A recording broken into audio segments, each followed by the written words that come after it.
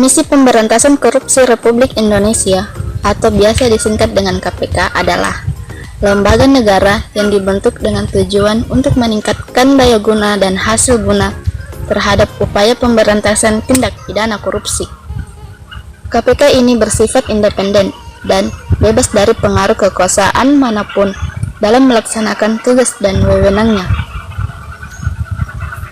Komisi ini didirikan berdasar kepada Undang-Undang Republik Indonesia Nomor 30 Tahun 2002 tentang Komisi Pemberantasan Tindak Pidana Korupsi. KPK dalam melaksanakan tugasnya berpedoman pada 5 asas, yaitu kepastian hukum, keterbukaan, akuntabilitas, kepentingan umum, dan proporsionalitas.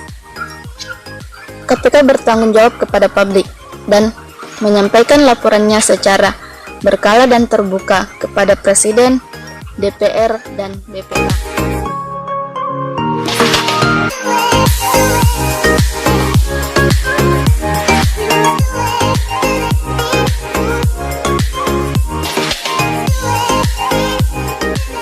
Misi dan strategi KPK. Visi KPK adalah mewujudkan Indonesia yang bebas korupsi. Misi KPK adalah sebagai penggerak perubahan untuk mewujudkan bangsa yang anti korupsi. Berdasarkan visi dan misi tersebut, rencana strategis KPK meliputi strategi berdasarkan waktu dan strategi berdasarkan waktu. Yang pertama adalah strategi jangka pendek KPK, yakni strategi yang segera dapat memberi manfaat, meliputi penindakan, membangun nilai etika, membangun sistem pengendalian terhadap lembaga pemerintahan agar menjadi lebih efisien dan profesional. Yang kedua adalah strategi jangka menengah, yakni strategi yang secara sistematis mampu mencegah tindak pidana korupsi, meliputi kegiatan membangun proses perbankan, penganggaran, pengadaan, dan infrastruktur informasi di instansi pemerintah yang mendorong efisiensi dan efektivitas, memotivasi terciptanya kepemimpinan yang efisien dan efektif, serta meningkatkan partisipasi masyarakat dalam pengambilan keputusan pemerintah, serta meningkatkan akses masyarakat terhadap pemerintahan.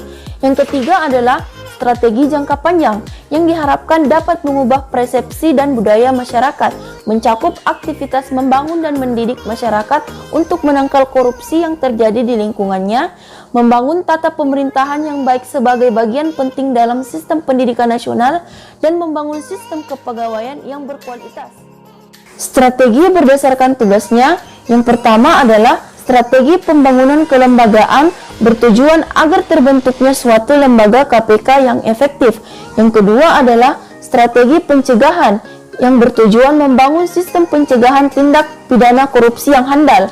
Aktivitas yang dilakukan meliputi peningkatan efektivitas sistem pelaporan kekayaan penyelenggaraan negara, penyusunan sistem pelaporan gratifikasi dan sosialisasi, penyusunan sistem pelaporan pengaduan masyarakat dan sosialisasi, pengkajian dan penyampaian saran perbaikan atas sistem administrasi pemerintahan dan pelayanan yang berindikasikan korupsi, penelitian dan pengembangan teknik dan metode yang mendukung pemberantasan korupsi.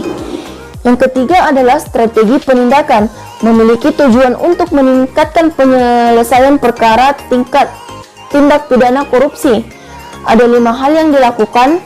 Yang satu adalah pengembangan sistem dan prosedur peradilan pidana korupsi yang ditangani langsung oleh KPK.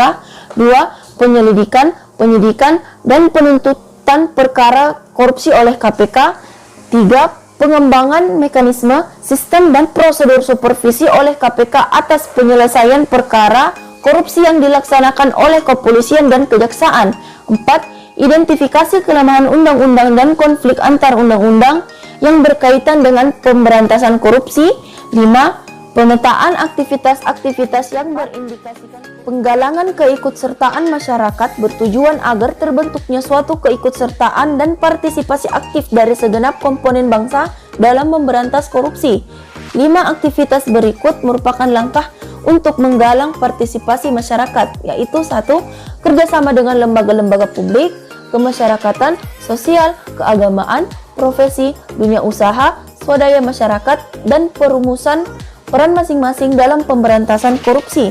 Yang kedua, kerjasama dengan mitra pemberantasan korupsi di luar negeri secara bilateral maupun multilateral. 3. Kampanye anti korupsi nasional secara terintegrasi untuk membentuk budaya anti korupsi. 4. Pengembangan database profil korupsi. 5. Pengembangan dan penyediaan akses informasi korupsi kepada publik.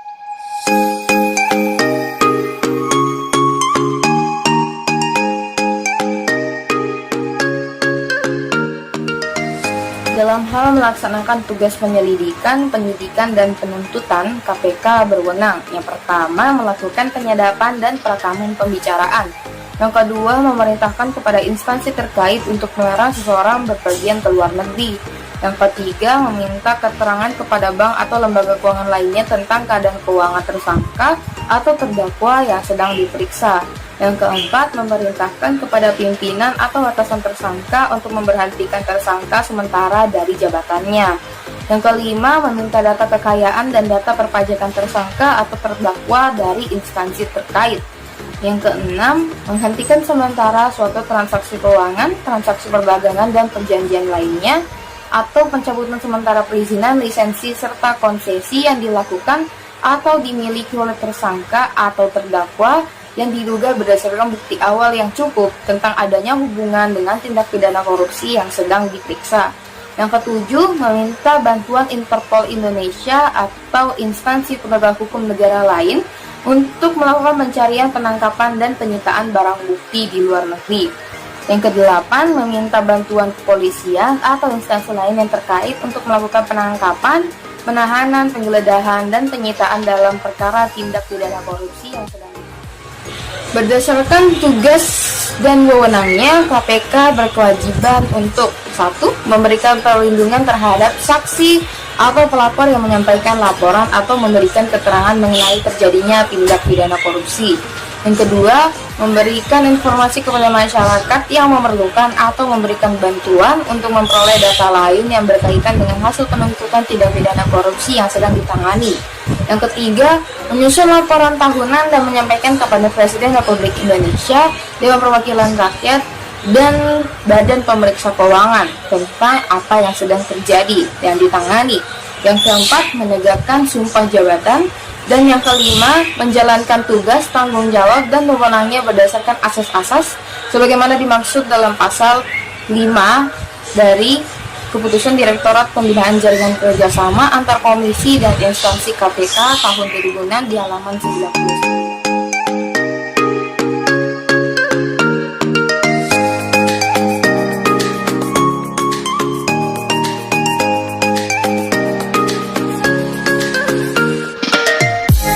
KPK adalah lembaga negara bantuan kementerian dalam upaya pemberantasan korupsi. KPK bukan merupakan bagian dari eksekutif, legislatif, maupun yudikatif. KPK sendiri merupakan lembaga independensi bebas dari kepentingan-kepentingan politis dalam upaya pemberantasan korupsi di Indonesia. KPK menjalankan tugas dengan melakukan penyelidikan, penyidikan, dan penuntutan terhadap tindak pidana korupsi dan akhirnya telah menangkap banyak tokoh atau pejabat termasuk dalam eksekutif, legislatif, dan yudikatif. Dalam tugas pemberantasan korupsi, KPK melakukannya secara komprehensif, konsisten, dan berkesinambungan dengan melibatkan semua pihak. Itulah sebabnya metode yang digunakan adalah metode holistik, mencakupi komponen kenegaraan dengan melahirkan good public governance, komponen swasta dengan melahirkan good corporate governance, komponen masyarakat dengan melahirkan good civil society governance.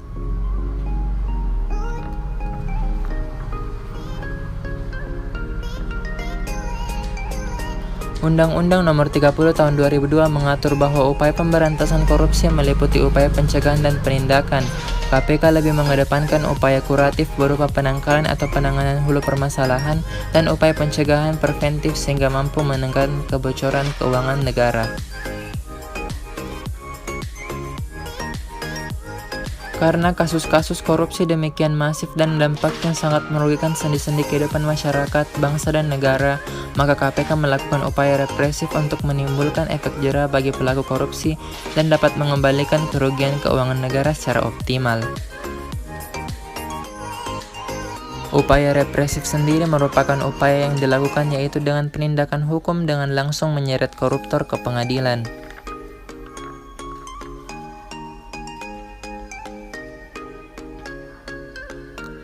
KPK juga memiliki wewenang besar dalam pemberantasan korupsi. Yang pertama, menyadap dan merekam pembicaraan. Yang kedua, memerintahkan seseorang untuk keluar negeri untuk mencari atau mengikuti tersangka.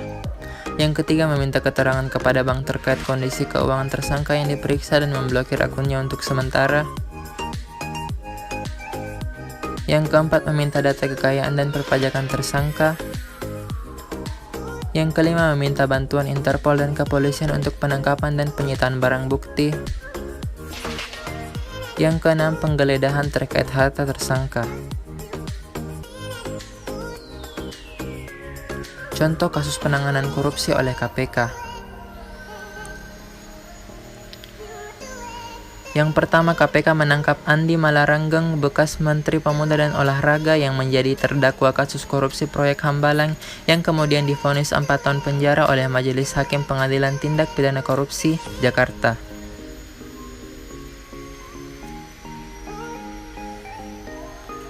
Yang kedua, KPK juga menangkap kalangan legislatif, misalnya Lutfi Hasan yang saat itu selaku anggota DPR. Mahkamah Agung kemudian menjatuhkan pidana kepada terdakwa Lutfi Hasan selama 18 tahun, denda 1 miliar kalau tidak dibayar dijatuhi pidana kurungan selama 6 bulan, dan mencabut hak untuk dipilih dalam jabatan publik.